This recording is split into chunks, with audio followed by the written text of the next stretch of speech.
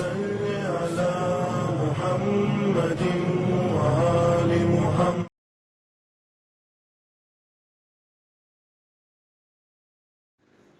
بسم اللہ الرحمن الرحیم. السلام علیکم ورحمۃ اللہ وبرکاتہ. ناظرین محترم، ڈیئر ویورز، انشاءاللہ امید ہے کہ آپ سب بخیر ہوں گے. آج ہم قرآنی سورے کے بینیفٹس میں آج اس سورے کا بیان کرنا چاہتے ہیں جس کو خداوند عالم نے جس سورے کو نازل کیا، جس کا نام ہے والتین. مکے میں یہ سورہ نازل ہوا ہے اور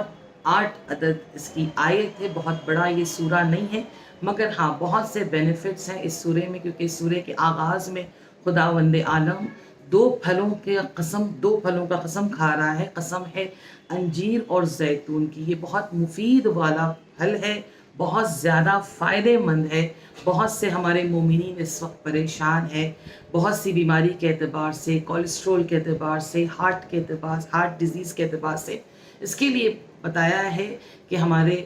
طبیب نے کہ اگر ہو سکے تو ان پھلوں کا استعمال کیا جائے. اور اگر زیتون اور انجیر کو اگر باہم یعنی دونوں ملا کر استعمال کیا جاتا ہے، کیونکہ جو فائدے زیتون میں ہیں وہ انجیر میں نہیں ہے، اور جو انجیر میں ہے وہ زیتون میں نہیں ہے، مگر یہ دونوں پھل جب ایک ساتھ مل جاتے ہیں تو ان کے جو بھی فوائد ہیں، جو بھی فائدے ہیں، بینیفٹس ہیں، اس کے ڈبل ہو جاتے ہیں. تو خداوند عالم نے ہمیں آج 1400 سال پہلے اس نے ہمیں اشارہ کیا کہ اس دونوں پھل کا ساتھ میں قسم کھا رہا ہے. قسم کھانے کی وجہ یہ ہے کہ ہم اس کو اپنے آپ کو ہم اپنے جسم کی حفاظت ہم کر سکیں، اپنے آپ کو بیماری سے ہم بچا سکیں. تو انشاءاللہ کوشش کیجئے. اسی طرح امام جعفر صادق علیہ السلام نے کہا ہے کہ یہ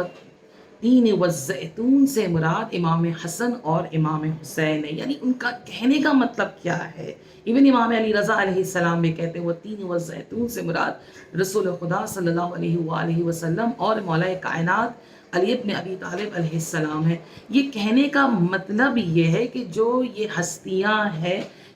ہمارے اس دنیا کے لیے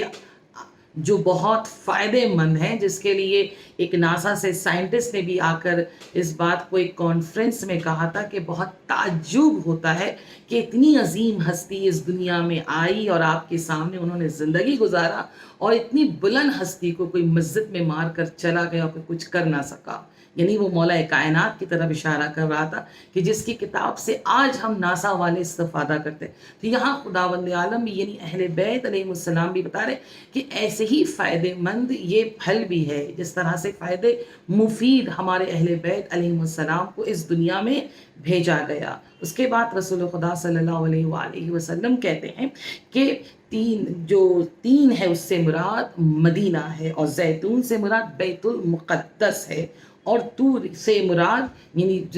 طور سنین اس سے مراد کوفہ ہے، اور اس کے بعد بلد الامین سے مراد مکہ ہے. تو یہاں پر خداوند نے رسول اللہ ہم سے یہ کہے. اس کے بعد یہ بھی کہتے کہ کوئی واجب اور مستحب نماز میں، کیونکہ یہ میں آپ کو بتانے کی وجہ یہ کہ آپ کو قرآن سے انسیت ہو جائے، محبت ہو جائے، کیونکہ مولا کائنات نے آخری وقت میں بھی کہا تھا کہ قرآن کو اپنے ساتھ رکھنا، قرآن کو کبھی بھی اللہ قرآن کو کبھی بھی اپنے سے دور نہ کرنا، ہمیشہ اس کو اپنے ساتھ رکھنا. ہمارے چوتھے امام نے بھی کہا ہے کہ جو قرآن کو اپنے ساتھ رکھتا ہے خداوند عالم اسے ہر مصیبت سے محفوظ رکھتا ہے. چاہتا ہے اسے گھر میں خدا برکت عنایت کرے تو کوشش کیا کرے، قرآن کی تلاوت کیا کرے. تو اسی رسول خدا صلی اللہ علیہ وآلہ وسلم بھی کہتے اگر کوئی نماز واجب میں یا مستحب میں اگر کوئی اس سورے کی تلاوت کرتا ہے، بہت چھوٹا سا سورہ ہے عزیزوں، بہت بڑا نہیں ہے، ہم یقیناً کر سکتے. کہا کہ بہت زیادہ جو اس کو ثواب عنایت کی جائے گی، حیث یرزا انشاءاللہ، یعنی اس کو جو اتنا اس کو دیا جائے گا، اتنی اس کو عنایت کی جائے گی دنیا میں یا آخرت میں کہ وہ اس سے راضی ہو جائے گا، وہ اس سے راضی یعنی خوش ہو جائے گا. اتنی اس کو کچھ عنایت کی جائے گی، خداوند عالم بہشت میں اس کو اس قدر عنایت کرے گا. تو انشاءاللہ پڑھنے کی کوشش کریں تاکہ پروردگارہ ہم سب کے انشاءاللہ ارمان ہم سب کے راضی ہو جائیں، ہم سب خوش ہو جائیں. اسی طرح رسول خدا صلی اللہ علیہ وآلہ وسلم کہتے اگر کوئی اس سورے کو صرف تلاوت کرے، یعنی آپ نماز کی بات نہیں، آپ یوں ہی بیٹھ کر آپ نے تلاوت کی، دل چاہ رہا تھا کہ آج قرآن کا کوئی سورہ پڑھے، اور آپ نے بسم اللہ الرحمن الرحیم والتین والزیتون کہہ کر آپ نے اس سورے کی تلاوت کی ہے، تو پھر رسول خدا کہتے ہیں خداوند عالم اسے 2 خصلت عنایت کرتا ہے، دنیا میں اس کو 2 خصلت عنایت کرتا ہے۔ وہ پہلی خصلت کیا ہے؟ خداوند عالم اس کو عافیت دیتا ہے۔ عافیت یعنی اس کو برے بیماری، یعنی جان لیوا بیماری، ہم لوگ ہمیشہ دعا خدا کو نیک عافیت دے،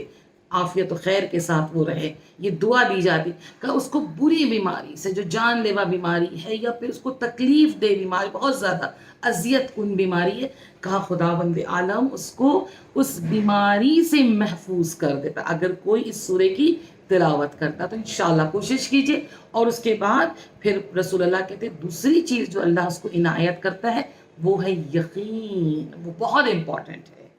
ہم بہت کچھ کرتے ہیں اور ہمیں یقین نہ ہو، نہیں پتہ قبول ہو رہا ہے کہ نہیں ہو رہا ہے، نہیں پتہ یہ ایکسیپٹیبل ہے کہ نہیں ہے۔ یہ جو ہمارے ایمان میں یا ہمارے دل میں یہ جو ہم زگ زیگ اپنے آپ کو کرتے ہیں، نہیں پتہ ہم کربلا زیارت کے لیے جا رہے ہیں، مولا قبول کریں گے کہ نہیں کریں گے، ہم حج میں طواف کرنے کے لیے خانہ کعبہ کی طرف قدم بڑھا رہے ہیں، نہیں پتہ خداوند عالم قبول کرے یا نہ کرے، ہم نماز کے لیے کھڑے ہوتے ہیں، ہم نماز پڑھتے ہیں، نہیں پتہ ہماری نماز قبول ہو یا نہ۔ تو یہ جو وسوسہ ہے یہ اس کو یہ وسوسہ ہوتا ہے جس کے اندر یقین نہ ہو، یقین نہ ہو،